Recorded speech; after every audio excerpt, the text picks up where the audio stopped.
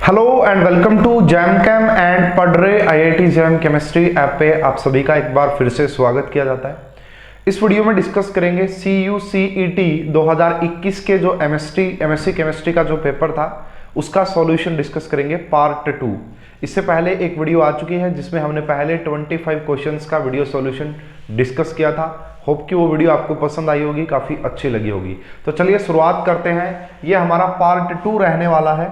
इसमें हम next 25 question discuss करेंगे और जैम कैम एंड पढ़ रहे आईआईटी जैम केमिस्ट्री पे आप इस वीडियो को देख रहे होंगे।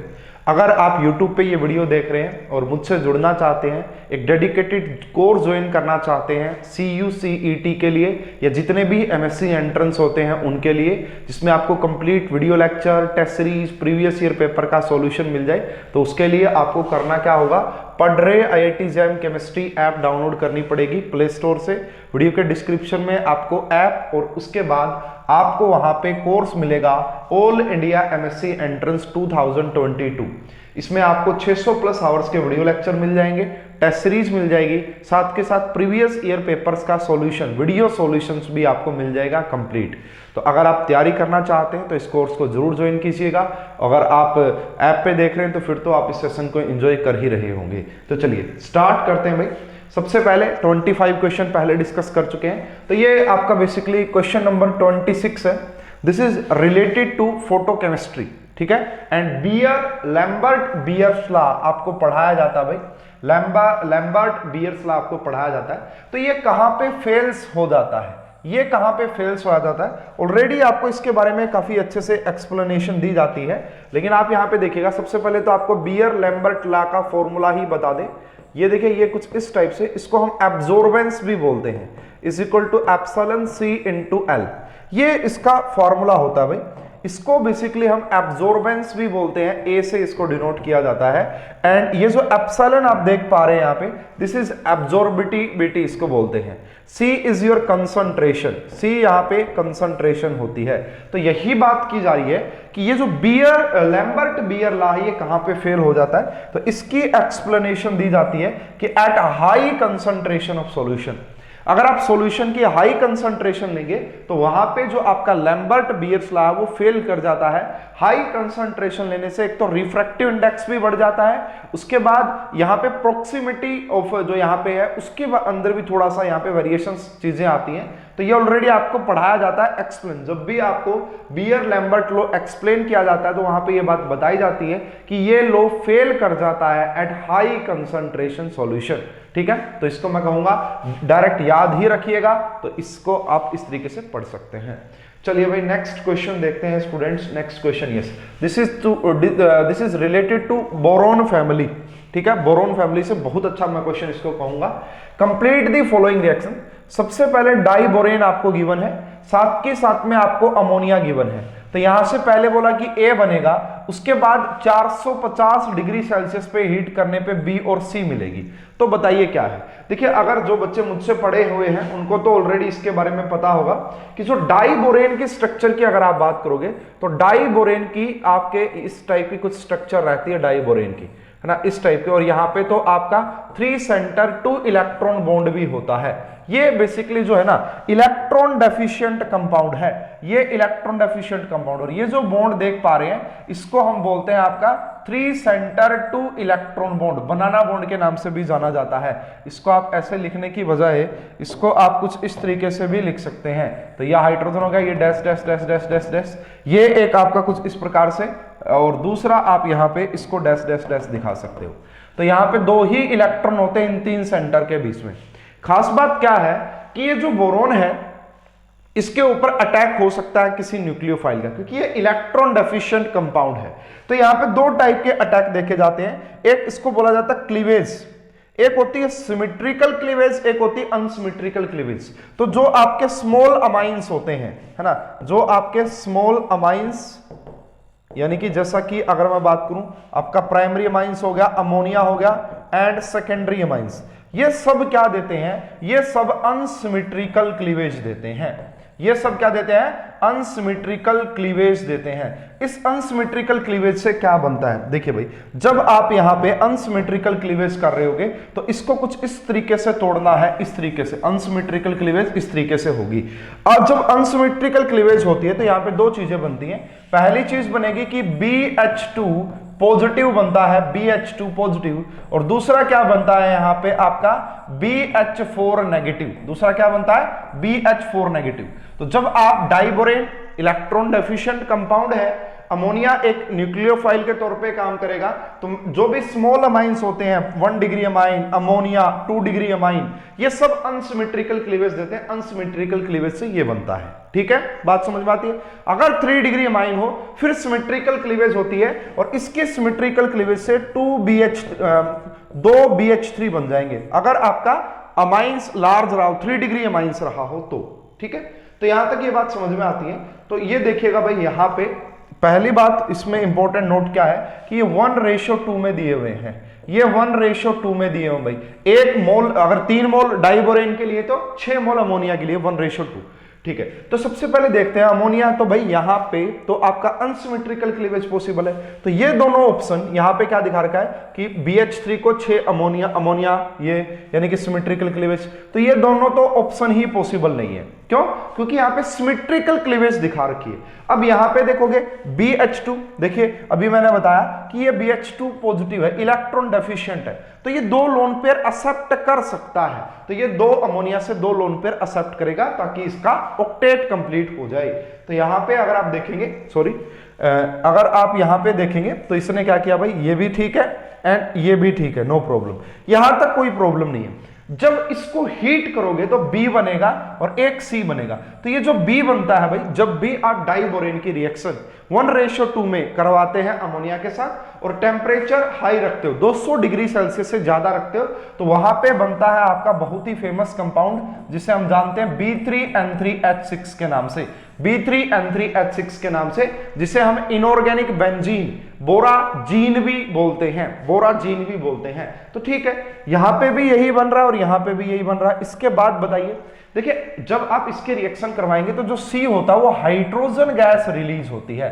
C जो होता है वो यहाँ पे बेसिकली हाइड्रोजन गैस रिलीज होगी, N2 रिलीज नहीं होती है। तो इसलिए ये भी गलत हो गया। इस क्वेश्चन का करेक्ट आंसर तीसरा आना चाहिए था। तो बहुत ही बढ़िया क्वेश्चन मैं इसको कहूंगा। डाइबोरेन का इनऑर्गेनिक बेंजीन की फॉर्मेशन यहाँ पे होगी B3N3H6, इनऑर्गेनिक बेंजीन बोराजीन भी इसे बोला जाता है। सी इस क्वेश्चन का सही आंसर आ जाएगा।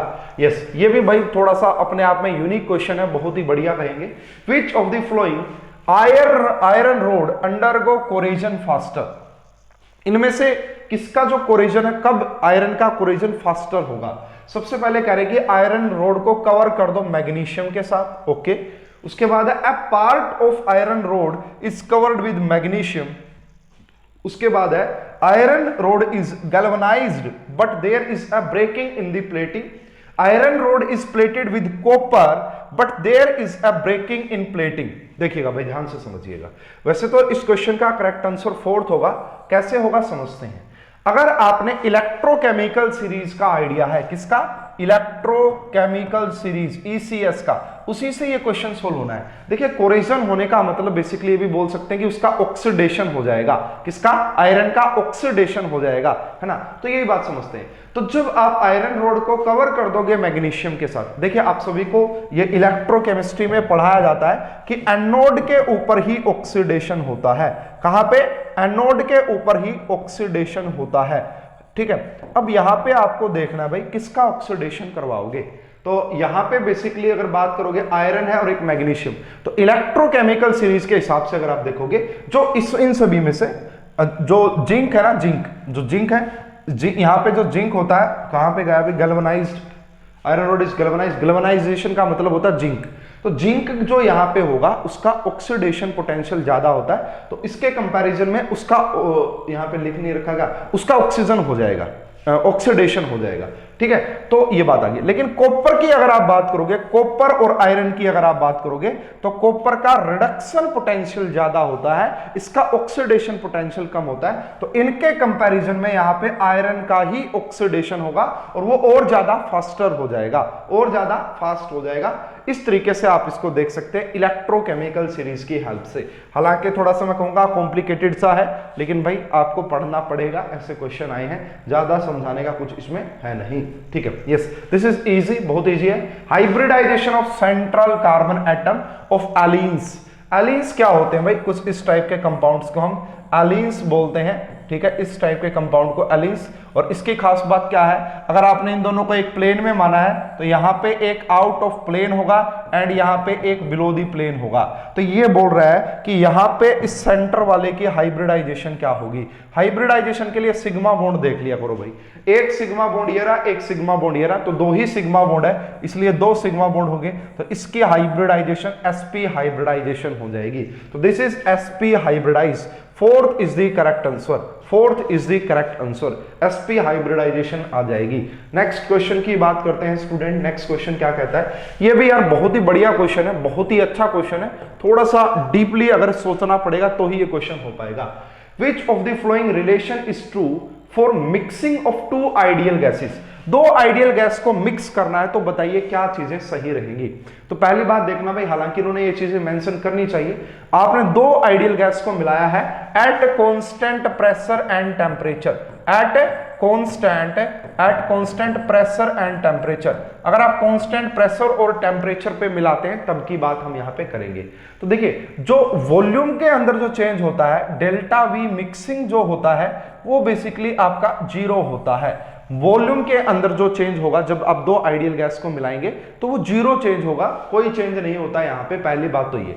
तो यहाँ पे तो ये कह रहे हैं कि ग्रेटर हो जाएगी वॉल्यूम, ऐसा कुछ होने वाला नहीं है आइडियल के केस में। देखिए पूरे बड़े बड़े इसके डेरिवेशंस हैं, आपको किसी अच्छी बुक में मिल जाएंगे, मैंने ऑलरेडी वहां से देखे हैं, लेकिन मैंने सोचा कि कंक्लूजन बताना ज्यादा बढ़िया रहेगा। ठीक है, तो बिल्कुल इसका डेरिवेशन पॉसिबल है और वहां से देखोगे तो वहां पे भी आपको यही बात पता लगेगी कि at constant pressure and temperature ideal gas को अगर आप मिला रहे दो आइडियल गैस को तो वहां पे वॉल्यूम के अंदर कोई चेंज नहीं होता। ठीक है, दूसरी बात, ये बात भी ठीक है, अगर ये है तो दूसरी बात ये कि जो डेल्टा एच एंथैल्पी का जो चेंज होता है वो बेसिकली जीरो होता है। यहां पे एंथैल्पी चेंज नहीं होती है, एंथैल्पी चेंज भी नहीं होगी। तो ठीक है भाई, यहां पे अगर आप देखोगे लेस देन जीरो दे रखा है, यहां पे लेस देन जीरो दे रखा है। और देखिए दिस इज स्पॉन्टेनियस प्रोसेस, ये स्पॉन्टेनियस प्रोसेस होता है। तो ये देखिए गिब्स फ्री एनर्जी अगर पॉजिटिव आ रही है, ये पॉजिटिव आने का मतलब है नॉन स्पॉन्टेनियस, ये पॉजिटिव आने का तो मतलब है नॉन स्पॉन्टेनियस, इसलिए आप इसको भी हटा दीजिए।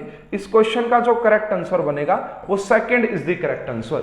इस क्वेश्चन का जो सही जवाब आएगा वो सेकंड, कि यहाँ पे एंथैल्पी का जो चेंज है वो जीरो होता है एंड एंट्रोपी। आपको लगेगा यार दो गैस, अगर दो आइडियल गैस आपस में मिक्स होंगी तो एंट्रोपी डिक्रीज होनी चाहिए, बट अगर आप देखेंगे फॉर्मूला आप सभी को पता होता है, delta G is equal to delta H minus T into delta S. तो ये तो ऑलरेडी जीरो हो गई, तो ये माइनस आ रही है, माइनस आ रही है, तो delta G less than zero होगा और एंट्रोपी इंक्रीज करेगी भाई, रैंडमनेस इंक्रीज करेगी फॉर स्पोर्ट स्पॉन्टेनिटी, स्पॉन्टेनिटी को सपोर्ट करने के लिए रैंडमनेस इंक्रीज करेगी। यहां पे बिल्कुल करेक्ट आंसर इसका सेकंड, आपको किसी अच्छी बुक में सारी डेरिवेशन इसकी मिल जाएंगी।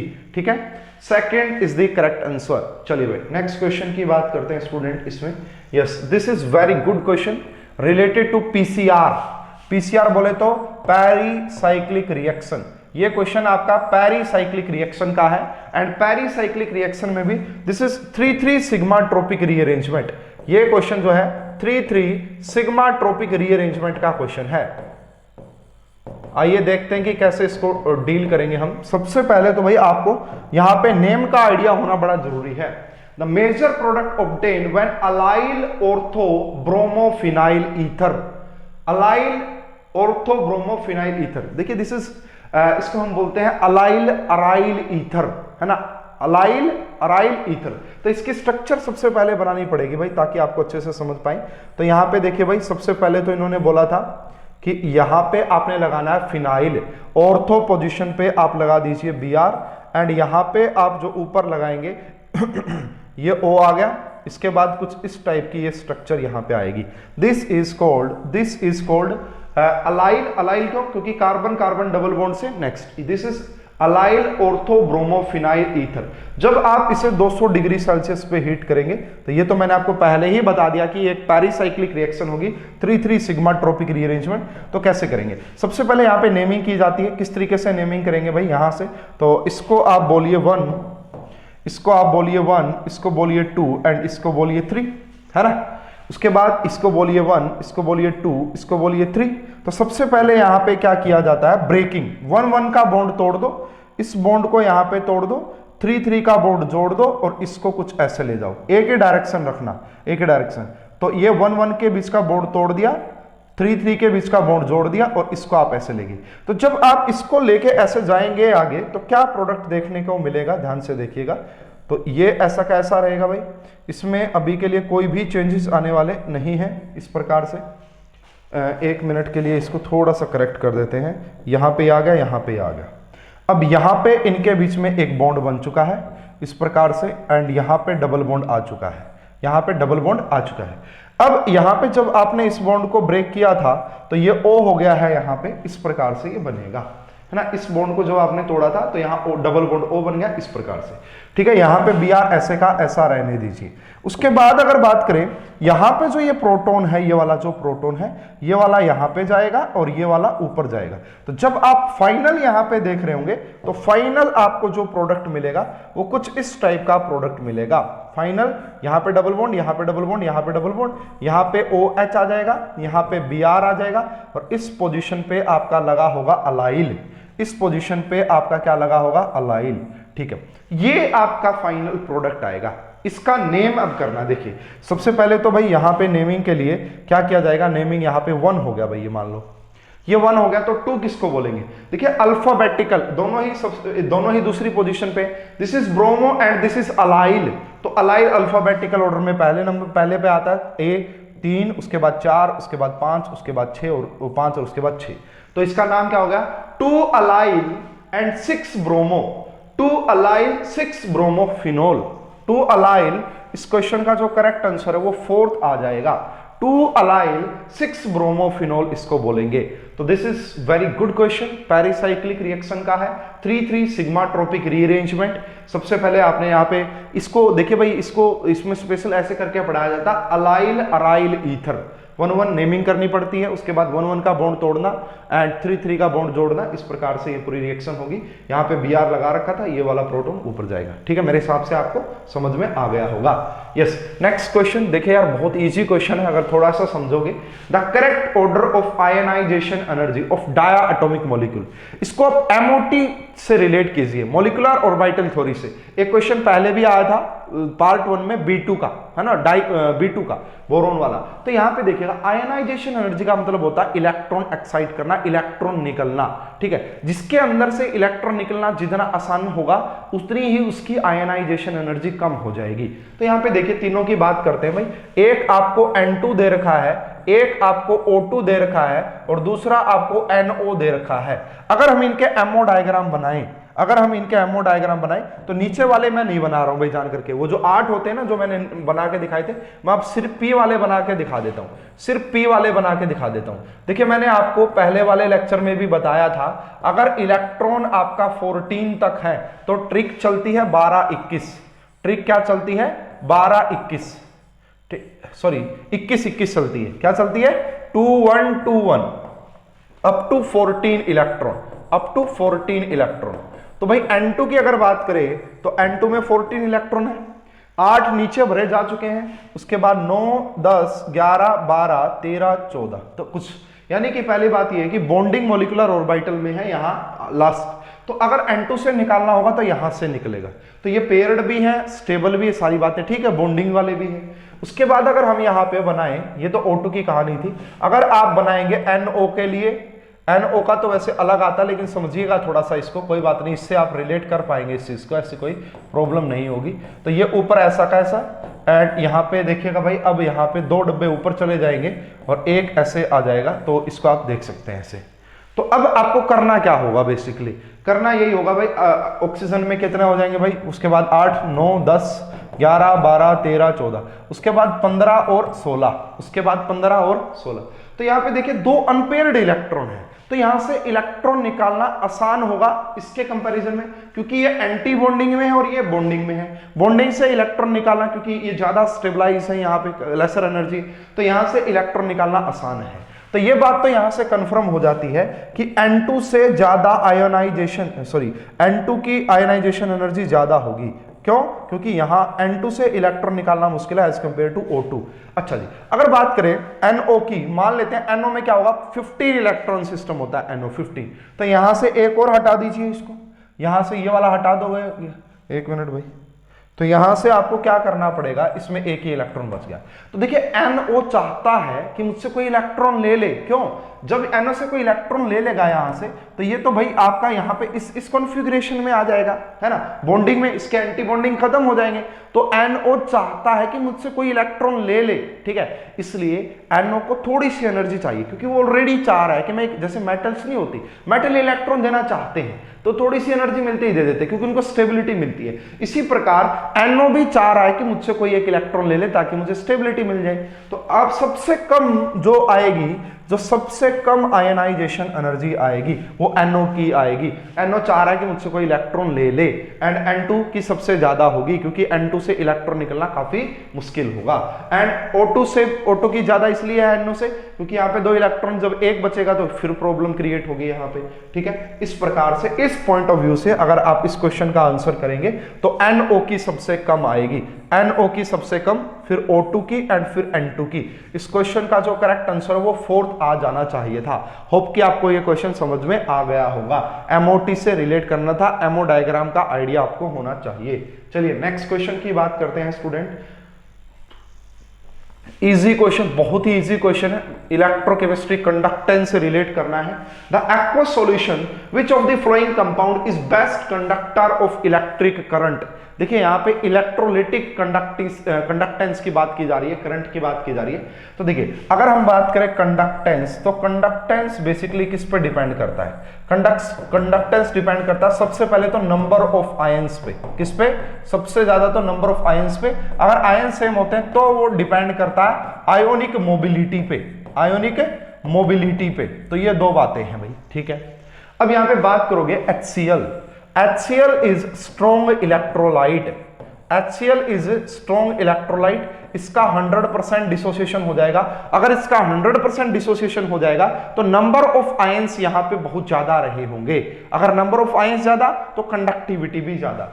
Acetic acid and ammonia, acetic acid and ammonia, these are weak electrolyte, these are weak electrolyte. तो इनका 100% डिसोसिएशन होना नहीं है, तो यहां पे नंबर ऑफ आयंस कम रहेंगे। अगर नंबर ऑफ आयंस कम रहेंगे तो कंडक्टिविटी भी कम रहेगी।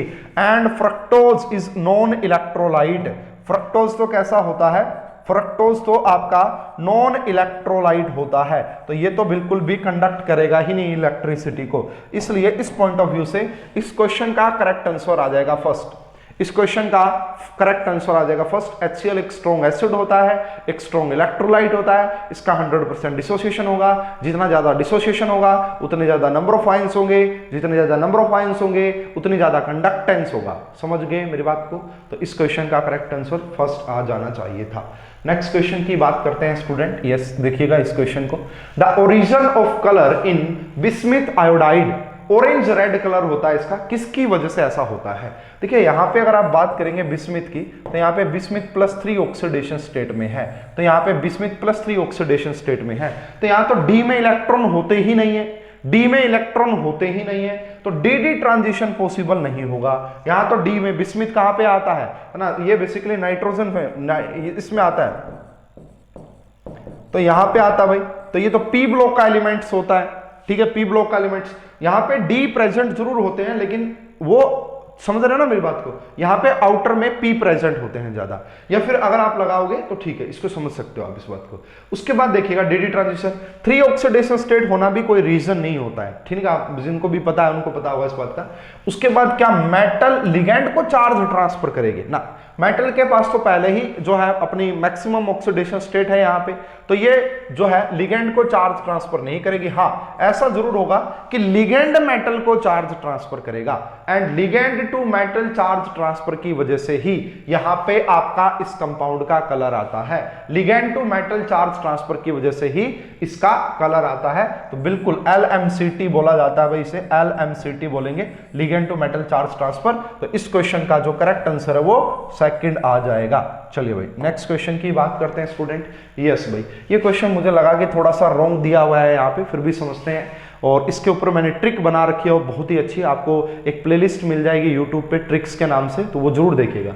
अ क्रिस्टल दिस, बताओ ये क्रिस्टल क्या है। वैसे तो भाई देखिए तीनों ही एंगल्स एज सेम है एंड तीनों ही एंगल सेम है, ठीक है। तो इसको वैसे तो क्यूबिक होना चाहिए था, वैसे तो ये क्यूबिक होना चाहिए था, बट ऐसा कोई ऑप्शन दे नहीं रखा यहाँ पे, बट ऐसा कोई ऑप्शन दे नहीं रखा। इनमें से कौन सा सेट बैठेगा वो समझते हैं। देखिए अगर आपने मेरी वीडियो देखी होगी ट्रिक वाली, नहीं देखी तो मैं दोबारा से यहाँ पे लिख देता हूँ, बहुत बढ़िया ट्रिक बना रखी है भाई मैंने। CT तो हरिओम बजाता था, CT तो हरिओम बजाता था, ये मैंने ट्रिक बना रखी है भाई।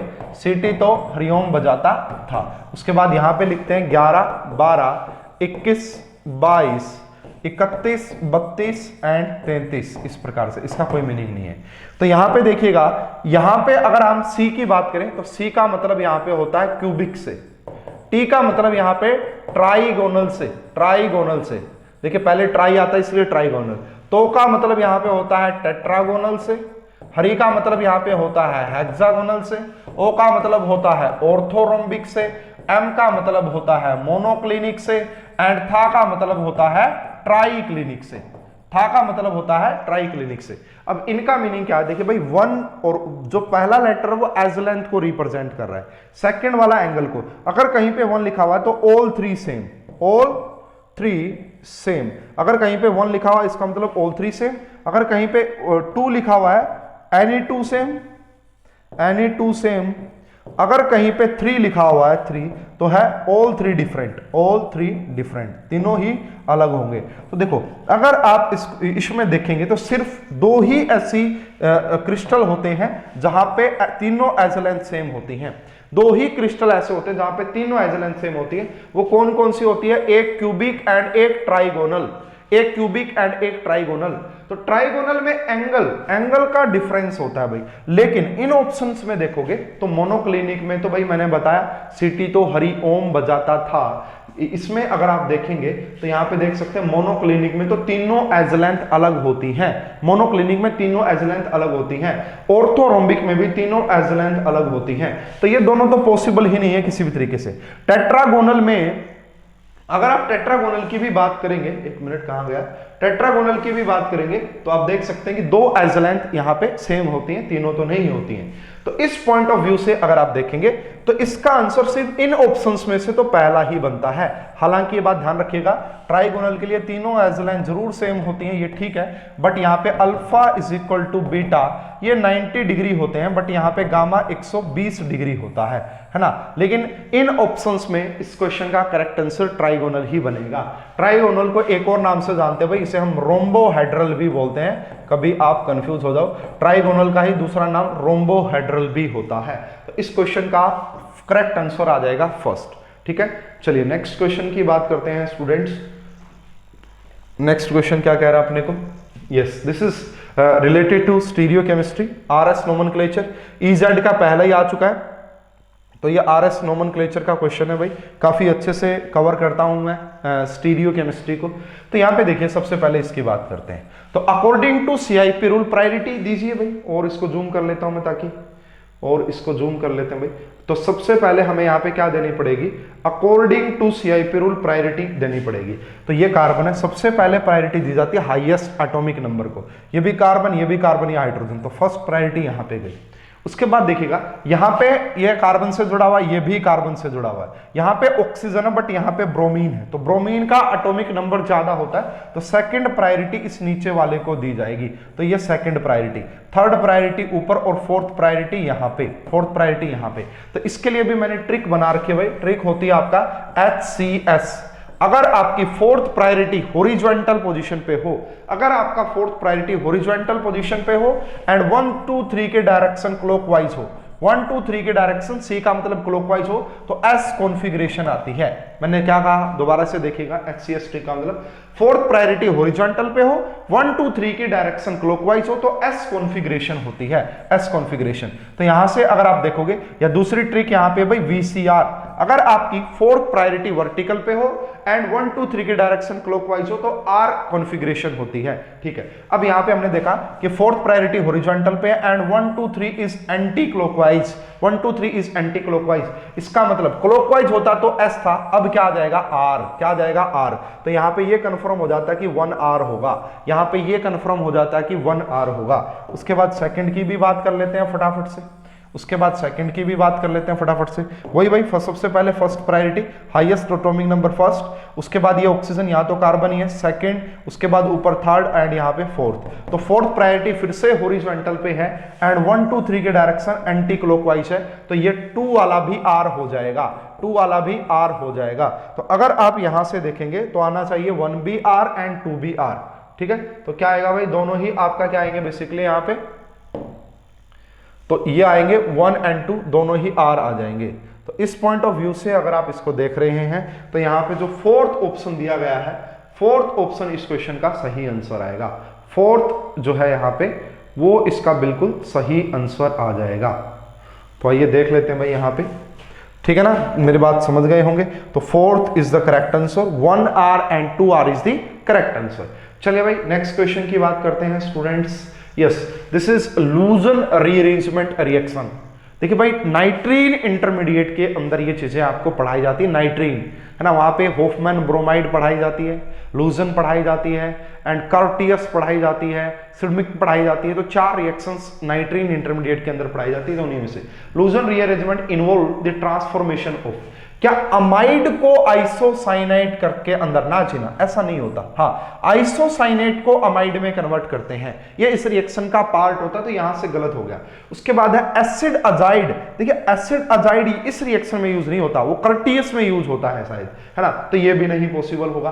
एक्टिवेटेड हाइड्रोजाइमेट इज टू आइसोसाइनेट, यही आएगा इसका करेक्ट आंसर। कैसे मैं बताऊंगा, क्या आइसोसाइनेट को टू अमाइड, यस इसको ऐसा बोला जा सकता है, लेकिन यहां पे ज्यादा बढ़िया रहेगा क्योंकि सीधा आइसोसाइनेट नहीं बनता यहाँ पे, ये बढ़िया बात है, तो इसको भी हटा दीजिए। तो ये देखिए यहाँ पे मैं अगर आपको बताऊं, थोड़ा सा मैंने लिखा हुआ है इसके बारे में पहले से ही कि आपको एक्सप्लेन कर सकूं।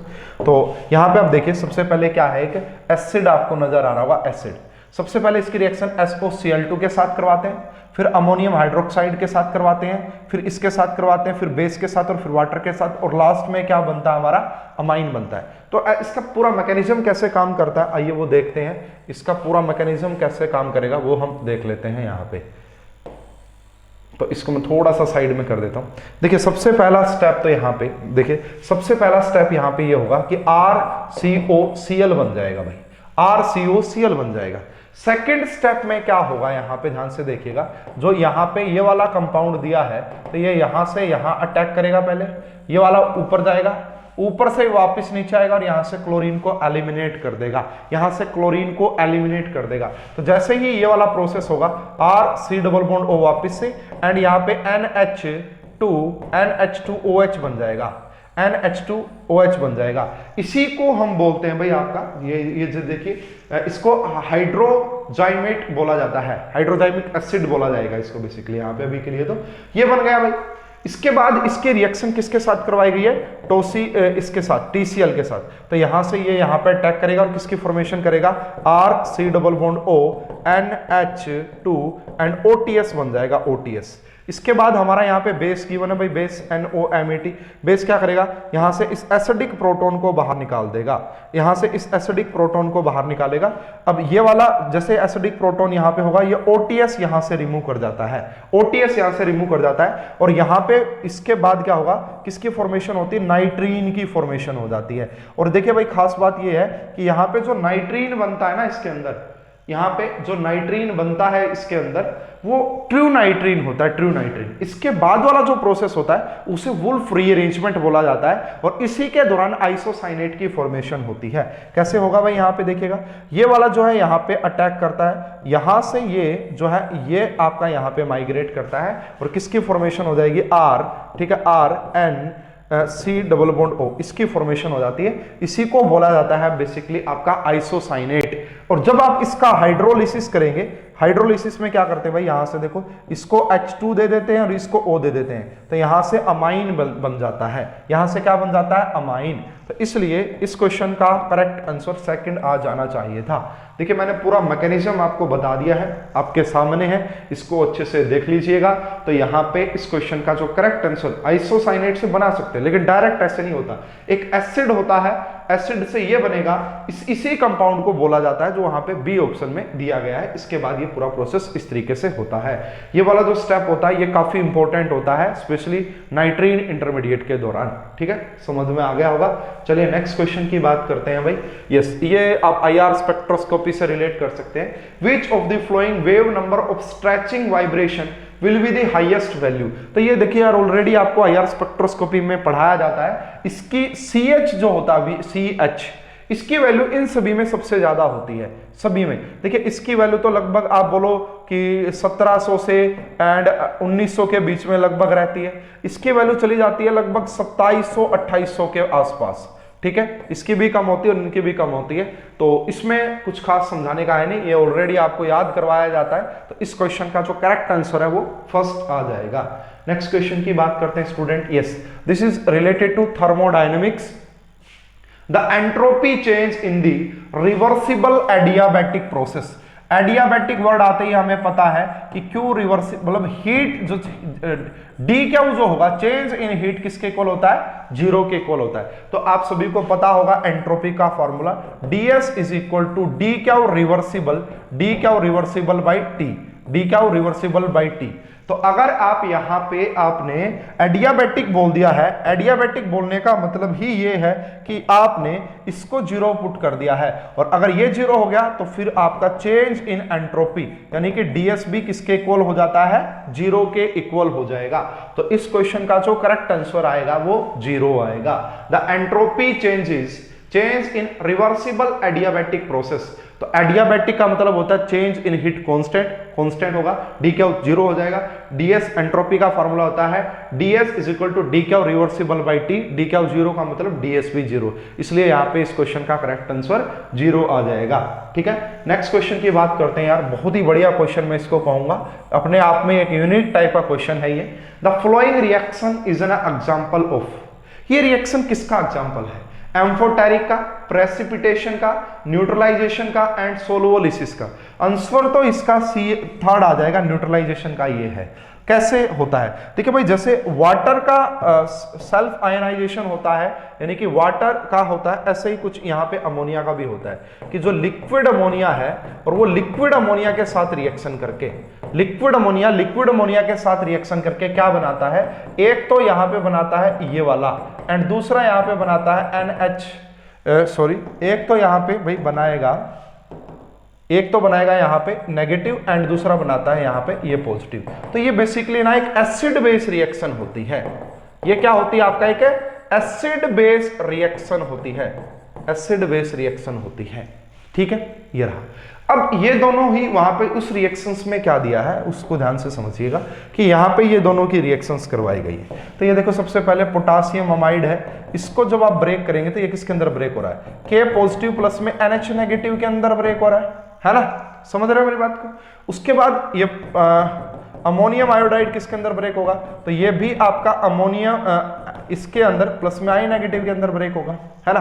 तो इन दोनों का मीनिंग क्या है, इन दोनों का मीनिंग ही क्या होता है, ये दोनों मिलके क्या बनाते हैं, तो अमोनियम NH2 एंड प्लस में यहाँ पे, सॉरी ये प्लस आ रहा है बार बार, इसको ठीक करिएगा, नेगेटिव लिखना है यहाँ पे, ये नेगेटिव प्लस में यहाँ पे ये जब दोनों रिएक्शन करेंगे तो 2 मोल ऑफ अमोनिया ही बनाएंगे, 2 मोल ऑफ अमोनिया ही बनाएंगे। तो ये जो है ना basically this is acid base reaction.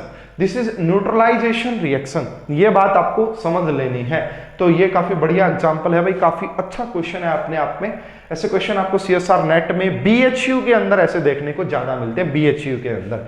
तो ध्यान रखिएगा भाई, third is the correct answer. ये न्यूट्रलाइजेशन रिएक्शन है, यहाँ पे बेसिकली कोई प्रेसिपिटेट नहीं बनते, एम्फोटेरिक नहीं है, सोलोवोलिसिस नहीं है, तो इसको हम बोल सकते हैं ये रहा इस प्रकार से कि इसने अपना एक प्रोटॉन इसको डोनेट कर दिया है, तो ये एक एसिड बेस रिएक्शन हो गई है। ठीक है, third is the correct answer. Next question की बात करते हैं student. Yes, this is related to group theory, ये ग्रुप थ्योरी से रिलेटेड है। ठीक है, वैसे भाई देखो बीएससी के अंदर शायद ग्रुप थ्योरी नहीं पढ़ी होगी आपने, लेकिन भाई कुछ पूछे जाते हैं, वैसे नेट में ज्यादा होता है, नेट और गेट में ज्यादा आते हैं, लेकिन कुछ क्वेश्चंस आपको आइडिया होना चाहिए। ठीक है, तो ये रहा भाई, देखते हैं इसको। आपको बताना कि इनमें से किसके अंदर कौन सा पॉइंट ग्रुप होगा। पहले तो ये पॉइंट ग्रुप दिए, इनका मतलब समझो। सीएस पॉइंट ग्रुप का मतलब होता है, देखो हमारे पास बेसिकली 5 टाइप के हमारे पास सिमेट्री एलिमेंट्स होते हैं। एक हमारे पास जैसे सीएन होता है, एक्सिस ऑफ सिमेट्री। एक बेसिकली आपका आई होता है, इन्वर्जन सेंटर बोलते हैं। एक आपका जो है प्लेन होता है, सिग्मा, प्लेन ऑफ सिमेट्री होता है, जिसे हम सिग्मा से डिनोट करते हैं। उसके बाद एक आपका जो होता है SN, alternate axis of symmetry से बोला जाता है, इम्प्रॉपर एक्सिस ऑफ सिमेट्री बोला जाता है। और एक होता है आइडेंटिटी एलिमेंट। तो ये आइडेंटिटी एलिमेंट तो सभी के अंदर पाया जाता है। इन्हीं 5 सिमेट्री एलिमेंट को बना अगर अरेंज किया जाए अलग अलग तरीके से, तो different types of point group निकल के आते हैं। तो इनका मीनिंग क्या है ये समझते हैं। देखिए, सीएस पॉइंट ग्रुप का मतलब होता है कि यहाँ पे एक तो आइडेंटिटी एलिमेंट होगा और एक यहाँ पे प्लेन प्रेजेंट होगा। एक पी प्लेन ऑफ सिमेट्री आपको मिलेगी अगर एक आइडेंटिटी एलिमेंट हो और एक सिग्मा यानी कि प्लेन हो, तो वो सीएस पॉइंट ग्रुप होता है। इसी प्रकार जो सीआई पॉइंट ग्रुप होता है, उसका मतलब है कि आइडेंटिटी एलिमेंट तो होगा, साथ में एक इन्वर्जन सेंटर भी मिलेगा, साथ में एक इन्वर्जन सेंटर भी मिलेगा। C1 का मतलब होता है कि सिर्फ यहाँ पे आइडेंटिटी एलिमेंट मिलेगा, इसके अलावा और कोई भी सिमेट्री एलिमेंट प्रेजेंट नहीं होगा। और C2 का मतलब तो हमें पता ही होता है कि यहाँ पे भाई आपका जब आप रोटेशन करेंगे, जैसे CN का मीनिंग क्या होता है ना, CN का मतलब होता है ये वाला भाई, अगर आपने यहाँ पे 2 पुट कर दिया यानी कि 180 डिग्री, ये आपका 2 फोल्ड एक्सिस ऑफ सिमेट्री भी बोला जाता है इसे। 180 डिग्री से रोटेट करने पे सेम ज्योमेट्री आ जाएगी। ठीक है, तो ये बातें हैं, ये देखना है कि किसके अंदर क्या चीजें प्रेजेंट हैं। अगर आप पहले वाले मॉलिक्यूल की बात करेंगे, ना इसके अंदर एक्सिस ऑफ सिमेट्री है कोई, क्योंकि सारे एलिमेंट्स अलग है, ना इसके अंदर इन्वर्जन सेंटर है, ना ही इसके अंदर प्लेन है, ना ही इसके अंदर इम्प्रॉपर एक्सिस ऑफ सिमेट्री है। इसके अंदर सिर्फ और सिर्फ एक आइडेंटिटी एलिमेंट प्रेजेंट है। तो अगर ऐसा है तो इसे हम बोलेंगे C1 पॉइंट ग्रुप, इसे हम बोलेंगे C1 पॉइंट ग्रुप। इसकी बात करेंगे तो देखिए यहाँ पे नाइट्रोजन के पास 5 वैलेंस इलेक्ट्रॉन होते हैं, तो इस ऑक्सीजन के साथ, एक इस क्लोरीन के साथ, इसके हाइब्रिडाइजेशन sp2 है, यानी कि ये एक प्लेनर मॉलिक्यूल है, प्लेनर मॉलिक्यूल है। अगर प्लेनर मॉलिक्यूल है, मान लो ये मेरा हाथ है, इस जैसे ये, तो इसको बीच से काटा जा सकता है ऐसे। तो यहाँ पे एक हॉरिजॉन्टल प्लेन प्रेजेंट होता है इसके अंदर सिग्मा H प्रेजेंट होता है। तो मैंने कहा अगर किसी के अंदर आइडेंटिटी एलिमेंट तो सभी के अंदर होता है, अगर इसके अंदर प्लेन प्रेजेंट है तो फिर ये वाला जो है CS पॉइंट ग्रुप हो जाएगा, यानी कि सेकंड वाले का फोर्थ आएगा, सेकंड वाले का फोर्थ पॉइंट ग्रुप आएगा। इसकी बात करोगे, इन्वर्जन सेंटर प्रेजेंट है, देखो यहाँ पे गए इस डायरेक्शन में कार्बन मिला, यहाँ पे भी कार्बन, यहाँ पे गए क्लोरीन, नीचे यहाँ ऊपर अपोजिट डायरेक्शन में जाना है, अपोजिट डायरेक्शन में जाओ। अगर आपको सेम इन्वायरमेंट मिल रहा है तो हम कहेंगे वहां पे इन्वर्जन सेंटर प्रेजेंट है। तो यहाँ पे देखो भाई, यहाँ से यहाँ गए थे, यहाँ अपोजिट गए, इसके अपोजिट डायरेक्शन में गए, क्लोरीन मिला, तो इस प्रकार यहाँ पे इन्वर्जन सेंटर प्रेजेंट है और आइडेंटिटी एलिमेंट प्रेजेंट है। इन्वर्जन सेंटर और आइडेंटिटी का मतलब है इसका सेकंड वाला हो जाएगा।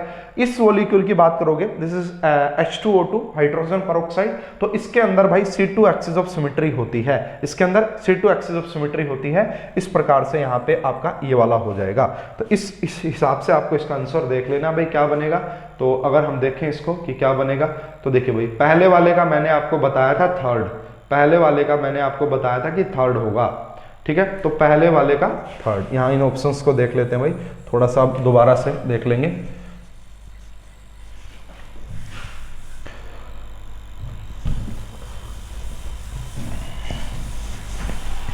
तो देखिए भाई, सबसे पहले वाले का क्या बताया था, थर्ड, तो ये राजी पहले वाले का थर्ड, इसका थर्ड था। सेकंड वाले का फोर्थ था, ये राजी फोर्थ। इसका सेकंड था, ये रहा जी सेकंड, और इसका ये रहा फर्स्ट। इस क्वेश्चन का जो करेक्ट आंसर वो फर्स्ट आ जाना चाहिए था। इस क्वेश्चन का जो करेक्ट आंसर वो फर्स्ट आ जाना चाहिए था। तो भाई ये जो एक क्वेश्चन है ये ग्रुप 3 का क्वेश्चन है। हालांकि ज्यादा क्वेश्चन CU CT में आते नहीं है ग्रुप 3 से, 2021 में ही देखने को मिला, पहले नहीं आए थे। हाँ, एक बार BHU में जरूर पूछे थे ग्रुप 3 से क्वेश्चन, लेकिन CU CT में नहीं आते थे। फिर भी भाई थोड़ा सा पॉइंट ग्रुप तक पढ़ देना ग्रुप 3 को, बस symmetry elements and point group, बस ये रहा। उसके बाद देखना भाई, this is question of Slater's rule. ये किसका क्वेश्चन है? ये आपका स्लैटर्स रूल का क्वेश्चन है। ये भी मैंने लेक्चर्स में कवर किया हुआ है, सब कुछ कवर किया हुआ है भाई। लेक्चर्स अगर आप देखेंगे तो मैक्सिमम चीजें कवर्ड है। तो स्लैटर्स रूल में क्या है, इफेक्टिव न्यूक्लियर चार्ज निकालना है 4s इलेक्ट्रॉन फॉर पोटासियम। ठीक है, देखिए सबसे पहले अगर हम बात करें जेड इफेक्टिव निकालते कैसे हैं, तो Z effective Z minus sigma, या कई बार इसे एस से लिखा जाता है, दिस इज स्लैटर्स कांस्टेंट। यही निकालना तो इंपॉर्टेंट होता है। ठीक है, तो देखिए कैसे निकाला जाएगा। सबसे पहले पोटासियम की इलेक्ट्रॉनिक कॉन्फ़िगरेशन लिख लीजिए। तो पोटासियम की इलेक्ट्रॉनिक कॉन्फ़िगरेशन कुछ इस तरीके से लिखिए, 1s2 एंड यहाँ पे कुछ इस तरीके के, जो n की वैल्यू सेम हो उनको एक उसमें रखा जाता है। तो ये हो गया जी। इसके बाद रखेंगे हम यहाँ पे 3s2 एंड 3p6, उसके बाद रखेंगे यहाँ लास्ट में 4s1, लास्ट में 4s1। तो देखिए वैल्यू ऐसे निकाली जाती है इसमें, स्लैटर्स सिग्मा की वैल्यू अगर आप निकालेंगे तो वो कुछ ऐसे निकाली जाती है। कैसे भाई, जो जिसका पूछा हो वहां से एक इलेक्ट्रॉन कम कर दो। देखिए ये हो गया n, ये हो गया n यानी कि 4, this is n-1 and this is n-2। तो सबसे पहले क्या होता है भाई, जितने भी इलेक्ट्रॉन n के अंदर हो उनकी मल्टीप्लाई की जाती है 0.35 से। तो यहाँ पे एक है, इसको तो छोड़ते हैं। अगर यहाँ पे 2 होते तो एक ही काउंट करते, 3 होते तो 2 काउंट करते, क्योंकि इस इलेक्ट्रॉन को तो ऑब्जर्व कर रहे हैं ना, इस इलेक्ट्रॉन के लिए निकाल रहे हैं, तो इसको तो भूल जाना होता है। यानी कि n में 0 इलेक्ट्रॉन है बेसिकली। तो ये कहेंगे 0 इंटू में 3.5, ठीक है, प्लस में n-1। तो n-1 के अंदर 8 है और इसकी मल्टीप्लाई की जाती है 0.85 से, इसकी मल्टीप्लाई की जाती है 0.85 से। एंड उसके बाद n-2 n-3 इन सभी की मल्टीप्लाई की जाती है 1 से। तो 8 और 2 10, तो यहाँ पे 10 की मल्टीप्लाई करेंगे 1 से। किससे करेंगे जी? 1 से। ठीक है, तो इसको सोल्व करोगे तो लगभग ये बनेगा आपका 10.35 तो हो ही गया। उसके बाद 8 की मल्टीप्लाई करनी पड़ेगी इसके साथ भाई। इसकी मल्टीप्लाई अगर हम 8 के साथ करते हैं, एक मिनट भाई, मेरे हिसाब से तो ये ठीक है एंड ठीक है। तो ये लगभग आएगा भाई 6.8। तो यहाँ से जब आप देखोगे तो ये 11 और ये हो जाएगा लगभग 17, ये रहा। तो इसमें से आपको माइनस कर देना है, इसमें से आपको माइनस कर देना है 19 माइनस 17 पॉइंट, ये करोगे तो यहाँ से आपका करेक्ट आंसर लगभग आएगा भाई इसके आसपास। हो सकता है मेरी कैलकुलेशन में कुछ मिस्टेक्स हो गई हो, 8×5 = 40, ठीक है। तो लगभग सेम जैसा ही लग रहा है भाई मुझे। बाकी आप एक बार क्रॉस चेक जरूर कर लीजिएगा अपने एंड पे, तो आपको समझ में आ जाए। ताकि ये इस क्वेश्चन का करेक्ट, एक मिनट रुकिएगा, 5 ये तो गलती कर रहे हैं ना यहाँ पे, अच्छा जोड़ना है ना इनको, ठीक है भाई देख लीजिएगा। मतलब इसका करेक्ट आंसर 2.2 आएगा। स्लैटर्स रूल, स्लैटर्स कांस्टेंट का ये स्लैटर्स रूल का ये क्वेश्चन था। नेक्स्ट क्वेश्चन, यस बहुत ही इजी क्वेश्चन है, केमिकल काइनेटिक्स। केमिकल काइनेटिक्स से तो बहुत ही इजी क्वेश्चन पूछे गए हैं। From Arrhenius equation of a relation between the rate constant of a reaction and temperature identify the correct plot among the following. K is rate constant and T is temperature. हो सकता है कि आपको ये थोड़ा सा भाई दिख रहा हो कि ब्राइटनेस की वजह से ज़्यादा ये दिख नहीं पा रहे हो, लेकिन कोशिश कीजिएगा कि आप इसको समझ पाए, ठीक है। तो यहाँ पे जो ग्राफ बनाया गया वो किस किस के बीच में बनाया गया, पहले तो मैं वो लिख देता हूँ। यहाँ पे जो ग्राफ बनाए गए वो एलन के वर्सेस 1/t बनाए गए हैं, वर्सेस 1/t बनाए गए हैं, ठीक है। तो ग्राफ को कुछ मैं इस तरीके से यहाँ पे कर देता हूँ भाई, ताकि आपको एक ये ग्राफ दिया हुआ है, दूसरा यहाँ पे ये वाला ग्राफ दिया हुआ है, तीसरा जो है यहाँ पे ये वाला ग्राफ दिया हुआ है, और फोर्थ जो है वो कुछ इस टाइप का ग्राफ दिया हुआ है।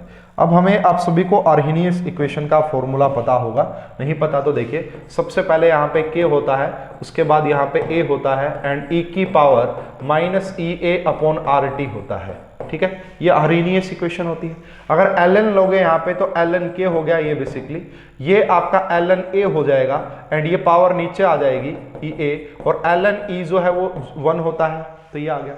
तो अब अगर आप ग्राफ ड्रॉ करना चाह रहे हैं तो ये देखिए, ये बनेगा आपका y, ठीक है जी, ये हमारा y बन गया, ये हमारा बन गया जी c बन गया, कांस्टेंट है, और ये हमारा जो है यहाँ पे स्पेशली 1/t जो है वो क्या बनेगा आपका x, तो ये जो बनेगा y minus m x plus c बन गया, यानी कि यहाँ पे स्लोप नेगेटिव है, यहाँ पे स्लोप नेगेटिव है। तो देखो इसमें वैसे तो डायरेक्टली प्रोपोर्शनल वाली कहानी होती है, लेकिन स्लोप नेगेटिव होने का मतलब नीचे की तरफ आएगा, तो ये ग्राफ नहीं हो सकता, ये ग्राफ नहीं हो सकता, ये ग्राफ नहीं हो सकता। इस क्वेश्चन का जो करेक्ट आंसर है वो आएगा सेकंड वाला ग्राफ, सेकंड वाला ग्राफ। तो बिल्कुल भी ऐसा नहीं है कि आपको कुछ भारी भरकम चीजें पूछ रखी हैं, केमिकल काइनेटिक्स से बहुत इजी क्वेश्चन है। ये तीसरा क्वेश्चन केमिकल काइनेटिक्स से अभी तक आ चुका है। नेक्स्ट क्वेश्चन की बात करते हैं स्टूडेंट। यस, ये भी भाई बेसिक क्वेश्चन, बेसिक नॉलेज का क्वेश्चन है। अगर बेसिक नॉलेज स्ट्रॉन्ग है तो ठीक बनेगा ये काम। Read this statement and pick out the correct option. सबसे पहले स्टेटमेंट है, metal in low oxidation state are usually strong reducing agent. अगर कोई मेटल लो ऑक्सीडेशन स्टेट में है तो क्या वो एक स्ट्रॉन्ग रिड्यूसिंग एजेंट होती है? मान लेता हूं मैं, देखो भाई मैं मान लेता हूं वैसे तो आयरन दो ऑक्सीडेशन स्टेट में है, +2 में है आयरन, ठीक है, तो आयरन +2 से +3 में जा सकता है, इजीली जाएगा, लेकिन +2 से +1 में नहीं जाता है। अगर ये +2 से +3 में जाएगा तो इसका खुद का क्या हो रहा है? इसका खुद का हो रहा है ऑक्सीडेशन। अगर इसके खुद का ऑक्सीडेशन हो रहा है तो ये किसी दूसरे को तो रिड्यूस ही करेगा ना। तो ये पहली स्टेटमेंट बिल्कुल करेक्ट है कि अगर मेटल लो ऑक्सीडेशन स्टेट में है तो उसका खुद का ऑक्सीडेशन होगा और वो किसी दूसरे को रिड्यूस करेगी। तो जो लो ऑक्सीडेशन स्टेट में मेटल रिड्यूसिंग एजेंट होती हैं, ये बात बिल्कुल सही है, बिल्कुल भी रॉन्ग नहीं है। उसके बाद statement 2, to date no example as an oxidizing agent is known when metal is in zero oxidation state। ये कह रहा भाई आज के टाइम, आज तक हमारे पास कोई ऐसा एग्जाम्पल है क्या जिसमें जो मेटल जीरो ऑक्सीडेशन स्टेट होते हुए ऑक्सीडाइजिंग एजेंट की, नो एग्जाम्पल, मतलब है ही नहीं क्या कोई ऐसा एग्जाम्पल, नो की बात कर रहा है। तो ये स्टेटमेंट भाई रॉन्ग है, ये स्टेटमेंट रॉन्ग है। क्यों? हमारे पास कुछ ऐसे एग्जाम्पल्स हैं जहां पे मेटल जीरो ऑक्सीडेशन स्टेट में है और वो ऑक्सीडाइजिंग एजेंट का मतलब खुद का रिडक्शन करती है, खुद का रिडक्शन करती है। तो ऐसा कौन है? देखिए अकेले मेटल्स भी आपको मिल जाएंगे, लेकिन ज्यादा बढ़िया एग्जांपल मैं आपको दे पाऊंगा स्पेशली इस ये देखिए VCO6 है, VCO6 है, एंड ये देखिए ये 17 इलेक्ट्रॉन स्पीसीज है, यहाँ पे मेटल जीरो ऑक्सीडेशन स्टेट में है। अब ये क्या करती है, एक इलेक्ट्रॉन को लेती है ताकि ये आपका जो है इसका अपना 18 इलेक्ट्रॉन रूल, तो -1 हो गया तो इसके ऊपर यहाँ पे -1 हो जाता है। तो इसका खुद का ऑक्सीडेशन हो रहा है, इसका खुद का रिडक्शन हो रहा है, इसलिए काफी अच्छा ऑक्सीडाइजिंग एजेंट के तौर पे काम करेगा। इसके अलावा भी बहुत सारे एग्जांपल्स आपको मिल सकते हैं, ठीक है। तो यानी कि स्टेटमेंट फर्स्ट इज रॉन्ग, हटा दो। बोथ स्टेटमेंट आर करेक्ट ना, इसको भी हटा दो। बोथ स्टेटमेंट रॉन्ग, ऐसा भी नहीं है। तो इस क्वेश्चन का करेक्ट आंसर आ जाएगा सेकंड, यानी कि सेकंड स्टेटमेंट जो है वो रॉन्ग है। यहाँ पे नो नहीं आना चाहिए था तो करेक्ट हो जाता, ठीक है। नेक्स्ट क्वेश्चन की बात करते हैं स्टूडेंट। यस, कार्नोट साइकिल का ये क्वेश्चन है। What is the efficiency of Carnot engine that operates between 100 degree Celsius and 0 degree Celsius. देखिए एफिशिएंसी निकालने का फॉर्मूला होता है 1/T2 upon T1, 1/T2 upon T1। तो यहाँ पे देखिए T1 कितना है, T1 देर का 100 डिग्री सेल्सियस, इसको केल्विन में कन्वर्ट करोगे तो 373 केल्विन बनेगा। T2 कितना बन जाएगा, 0 डिग्री सेल्सियस, इसका मतलब 273 केल्विन बनेगा। तो जब आप यहाँ पे पुट करेंगे इसको तो यह आएगा 1/273 एंड ये आ गया, ठीक है। जब यहां से देखोगे तो ये आएगा 100 अपॉन ये, और इसकी परसेंटेज अगर आप निकालना चाहते हैं परसेंटेज, तो इसकी मल्टीप्लाई कर दीजिएगा 100 से, जिससे कि इसका आंसर आएगा 26.8%। क्या आंसर आ जाएगा? 26.8%। इस क्वेश्चन का जो करेक्ट आंसर सेकंड। ऐसा क्वेश्चन गेट 2021 में पूछा गया था, ऐसा क्वेश्चन अभी हाल में ही गेट 2021 के पेपर में ऐसा क्वेश्चन पूछा गया था। Second is the correct answer. Next question की बात करते हैं स्टूडेंट। यस, देखिए यार प्योरली याद रखने वाली चीजें हैं ये, है ना। अगर आपने पढ़ रखा तो आप इस क्वेश्चन को कर पाते, वरना मुश्किल हो जाती है आपको। Reagent used for Sharpless asymmetric epoxidation, है ना। क्या बोला गया है यहाँ पे? शार्पलेस एसिमेट्रिक इपॉक्सीडेशन के लिए कौन सा रिएजेंट यूज किया जाता है? तो क्वेश्चन का करेक्ट आंसर आएगा फोर्थ। कैसे भाई? Di ethyl tartrate and titanium ये वाला, एंड टर्ट यहाँ पे एसिड यूज किया जाता है भाई।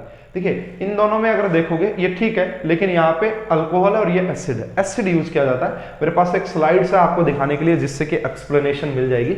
ये कुछ इस प्रकार की रिएक्शन होती है। देखिए ये अलाइलिक अल्कोहल है, अलाइलिक अल्कोहल है और ये अल्कीन है बेसिकली।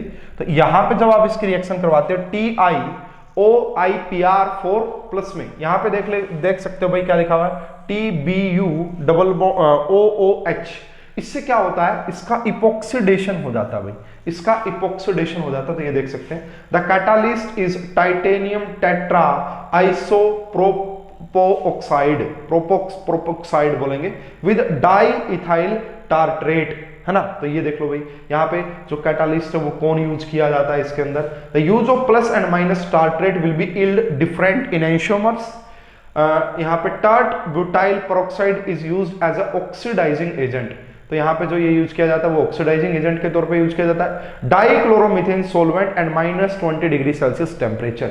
तो ये एक एग्जांपल है जिससे आप इस चीज को ध्यान रख सकते थे, ठीक है। प्योरली आपने अगर पढ़ रखा है तो आप कर पाते, वरना इस क्वेश्चन को नहीं कर पाते, ठीक है। Next question, trans effect. Trans effect है भाई, इसके लिए भी मैंने बहुत जबरदस्त ट्रिक बना रखी है, बहुत ही बेहतरीन। हर एंट्रेंस में लगभग क्वेश्चन आता है उस ट्रिक से, और उसको अगर डिटेल में देखना है तो वीडियो अवेलेबल मिल जाएगी। जिन्होंने कोर्स बाई कर रखा उनको तो मिल ही जाएगी, जिन्होंने नहीं बाई कर रखा यूट्यूब चैनल पे आप लिखना ट्रिक फॉर ट्रांस इफेक्ट जैम कैम, वीडियो मिल जाएगी, सुपर्ब है वो ट्रिक। उसी ट्रिक से इस क्वेश्चन को सोल्व किया जाएगा। By the trans effect find out the products in the following reaction.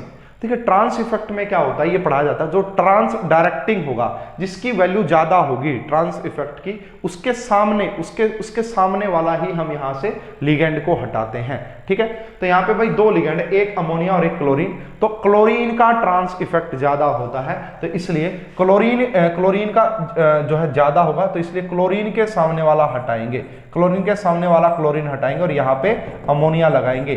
ठीक है, तो अमोनिया लगाओगे तो यहां से बनेगा सिस प्लेटिन। क्या बनता है इस कंपाउंड, ये देखो इसका आंसर बता देता हूं पहले। तो क्या आएगा, ये ट्रांस पे लगे हुए और ये सिस पे लगे हुए, तो ये सिस प्लेटिन बनता है और इसी का यूज किया जाता है एज ए कैंसर ड्रग के तौर पे, एंटी कैंसर ड्रग के तौर पे इसका यूज किया जाता है। हालांकि इस क्वेश्चन का करेक्ट आंसर सेकंड आएगा, फिर भी मैं आपको ट्रिक पढ़ा देता हूं भाई, वो ट्रिक क्या कहती है, वीडियो तो देख लेना भाई। तो ट्रिक ये कहती है, कान को नो, ठीक है, कान को नो पर ऐसे हाँ, पर ऐसे हाँ, कान को नो पर ऐसे हाँ, मैं पागल नहीं, मैं पागल नहीं, आई भर कर पी, ठीक है, आई भर कर पी, नहीं फिर ओ वाटर, नहीं फिर ओ वाटर। भाई ये पूरी कहानी है, एक बियर किसी को की जा रही है, मतलब तो बियर किसी को और मतलब बताई जा रही है कि आप बियर पी लीजिए, ठीक है, उसके रिगार्डिंग है, पूरी ट्रिक देख लीजिएगा। तो यहाँ पे बस मैं एलिमेंट्स के बता देता हूँ, नाम क्या क्या होते हैं, पूरी कहानी ऐसे होती है। कान का मतलब होता है यहाँ पे CN से, को का CO, NO का मतलब NO, पर का मतलब होता है PR3, ऐसे का मतलब होता है ASR3, हाँ का मतलब होता है H नेगेटिव, मैं का मतलब होता है मिथाइल CH3 नेगेटिव, पागल का मतलब होता है फिनाइल, एंड नहीं का मतलब होता है NO2। आई का मतलब होता है आयोडीन, फिर होता है ब्रोमीन, फिर होता है क्लोरीन, फिर होता है पिरिडीन, फिर होता है नहीं का मतलब अमोनिया, नहीं का मतलब अमोनिया, फिर का मतलब फ्लोरीन, O का मतलब OH नेगेटिव, एंड ये रहा वाटर। तो यहाँ से आप साफ साफ देख सकते हैं कि अमोनिया से ज़्यादा वैल्यू होती है क्लोरीन की, ये ऑर्डर होता है कुछ इस प्रकार से, अमोनिया से ज़्यादा क्लोरीन की होती है, तो जिसकी ज़्यादा वैल्यू होती है उसी के ट्रांसपोजिशन पे, देखो यहाँ पे ये वाला क्लोरीन है, इस अमोनिया को हटाओगे तो फायदा ही क्या है, इस क्लोरीन को हटाओ और यहां से अमोनिया लगाओ, जैसे ही लगाओगे तो यहां पे सिस प्लेटिन की फॉर्मेशन हो जाएगी। इस क्वेश्चन का करेक्ट आंसर सेकंड आ जाएगा। ठीक है, चलिए भाई वीडियो देख लीजिएगा डिटेल एक्सप्लेनेशन के लिए। This is related to theory of gases and gaseous state. आपको रियल गैस इक्वेशन पढ़ाई जाती है, आपको वान डर वाल गैस इक्वेशन पढ़ाई जाती है, उससे ही रिलेटेड है। द वैल्यू ऑफ वान डर वाल कांस्टेंट ए, ये दे रखी है आपको, तो लिक्विफिकेशन बताना है। देखिए जो ए होता है, दिस इज ये यूज किया जाता है मोलिकुलर अट्रैक्शन के लिए, मॉलिक्यूलर अट्रैक्शन के लिए यूज किया जाता है। कहने का मतलब ए की वैल्यू जितनी ज्यादा होती है ना, उतनी ज्यादा ही मॉलिक्यूलर अट्रैक्शन होती है। ए की वैल्यू जितनी ज्यादा, उतनी ज्यादा मॉलिक्यूलर अट्रैक्शन। तो देखिए, जितनी ज्यादा अट्रैक्शन होगी उतना इजीली गैस को लिक्विफाई किया जा सकता है। जितनी ज्यादा मॉलिक्यूल्स में अट्रैक्शन, उतना ज्यादा इजीली लिक्विफाई किया जा सकता है। तो अमोनिया की वैल्यू सबसे ज्यादा, इसलिए अमोनिया का सबसे आसानी से लिक्विफिकेशन हो जाएगा। उसके बाद नंबर आएगा मीथेन का, उसके बाद नंबर आएगा N2 का, और सबसे लास्ट में आ जाएगी O2। तो ऐसा ऑर्डर आपको मिल रहा है सेकंड ऑप्शन में, ऐसा ऑर्डर आपको मिल रहा है सेकंड ऑप्शन में। हाँ, अगर ए जो होता है ना, ए वो लिक्विफिकेशन प्रेशर के इनवर्सली प्रोपोर्शनल होता है। ए लिक्विफिकेशन प्रेशर के इनवर्सली प्रोपोर्शनल होता है। अगर मॉलिक्यूलर फोर्स ऑफ अट्रैक्शन ज्यादा तो प्रेशर कम लगाना पड़ेगा, समझ रहे हो ना, बात तो वही है। लेकिन लिक्विफिकेशन के डायरेक्टली प्रोपोर्शनल है। ए की वैल्यू जितनी ज्यादा होगी उतनी ज्यादा van der Waals force of attraction molecules के अंदर, जितनी ज्यादा फोर्स ऑफ अट्रैक्शन उतना इजीली आप उसको लिक्विफाई कर पाएंगे। Second is the correct answer. उसके बाद हम आगे बढ़ते हैं भाई। यस, ये भाई स्टीरियो केमिस्ट्री का क्वेश्चन है। लगभग स्टीरियो केमिस्ट्री से भी तीसरा या चौथा क्वेश्चन आ चुका है, बहुत बढ़िया। तो यहां से बोला था among the following Newman projection of meso 2,3 butanediol. Meso compound कौन होते हैं भाई? जिनके अंदर 2 कायरल सेंटर प्रेजेंट हो और प्लेन ऑफ सिमेट्री मिल जाए, प्लेन ऑफ सिमेट्री। तो कैसे देखेंगे भाई? देखिए, इसको अगर आप मैंने ज्यादातर देखा है, आप इसको जो है ना फिशर प्रोजेक्शन में, ये न्यूमैन है, फिशर प्रोजेक्शन में कन्वर्ट कर लीजिए, आसानी से आप देख पाएंगे। तो कैसे करना है यहाँ पे समझिएगा। पहली बात तो देखिए, ये जो है आपकी एंटी फॉर्म आपको नजर आ रही होगी, एंटी। तो कभी भी अगर आपके पास न्यूमैन प्रोजेक्शन है और एंटी है, तो एंटी से आप फिशर प्रोजेक्शन बनाने की गलती नहीं कीजिएगा। क्या करो, इसको पहले आप इसे एक्लिप्स्ड फॉर्म में कन्वर्ट कीजिए, एक्लिप्स्ड फॉर्म में। उसके बाद न्यूमैन प्रोजेक्शन में, उसके बाद आपको फिशर प्रोजेक्शन में बनाना है। तो देखिए, इसका अगर मैं एक्लिप्स्ड फॉर्म बनाने जाऊंगा तो कैसे बनाएंगे? ये ऐसा कैसा रखते हैं, Me हो गया, एंड ये ऐसा कैसा OH हो गया, एंड ये आपका हाइड्रोजन हो गया। अब देखो, इस मिथाइल को मैं वहां पे ले जाता हूं, इसके नीचे। तो इसके नीचे अगर मिथाइल को लेके गया तो ये वाला OH इस OH के नीचे आ जाएगा, ये वाला OH इस OH के नीचे, और ये वाला हाइड्रोजन इसके नीचे। तो दिस इज एक्लिप्स्ड फॉर्म। अब इसका फिशर बनाना बड़ा आसान होता है, इसका फिशर बनाना बड़ा आसान होता है। कैसे? अगर मिथाइल है, ठीक है, अब यहाँ पे OH लेफ्ट में दिखाई दे रहा, मतलब इस तरीके से, तो OH लेफ्ट में, हाइड्रोजन, ये भी OH यहाँ पे आ जाएगा, ये रहा, और ये भी आपका मिथाइल। तो यहाँ पे 2 कायरल सेंटर है, एंड यहाँ पे आप देख पा रहे हैं कि POSB प्रेजेंट है। 2 कायरल सेंटर प्रेजेंट है, एंड यहाँ पे POSB प्रेजेंट है। इस पॉइंट ऑफ व्यू से आपका तीसरा और फोर्थ तो करेक्ट इनकरेक्ट हो जाएगा, ये रहा, ठीक है। उसके बाद अगर आप बात करते हो इसकी, अगर आप इसकी एक्लिप्स्ड फॉर्म बनाने जाओगे तो ये Me जब यहां नीचे Me जाएगा तो ये वाला OH यहां आएगा, है ना। तो यहां पे देखो भाई, एक OH अलग साइड में और एक OH दूसरी साइड में है। तो इसका मतलब ये यहां पे POS प्रेजेंट नहीं होगी, इसीलिए हम बोलेंगे कि ये मीजो नहीं होगा, ये मीजो नहीं होगा। यहां पे देखो, जब आप इसकी एक्लिप्स बनाने जाएंगे तो Me के नीचे Me चला जाएगा, O के नीचे O ये वाला, है ना, ये वाला OH कहां पे आ जाएगा? इसके नीचे, ये वाला H इसके नीचे, ठीक है। फिर तो बात बन जाएगी, फिर ये मीजो बन जाएगा, तो RB मीजो होगा। तो आंसर हमारा सेकंड आ जाता है, आंसर हमारा सेकंड आ जाता है। इसमें देखते हैं तो भाई, अगर आप इसको यहां लेके जाते तो H यहां पे आ जाता, ये वाला OH यहां पे आ जाता, फिर से यहां पे POS प्रेजेंट नहीं होती। अगर यहां पे POS प्रेजेंट नहीं होती तो ये भी फिर मीजो नहीं होगा, ये भी मीजो नहीं होगा। तो होप कि आपको ये क्वेश्चन भी समझ में आ गया होगा। P and R is the correct answer. तो चलिए भाई, आज की इस वीडियो का हमारा लास्ट क्वेश्चन है ये आपका बेसिकली, एंड जो है 50 क्वेश्चन हमारे कंप्लीट हो जाएंगे।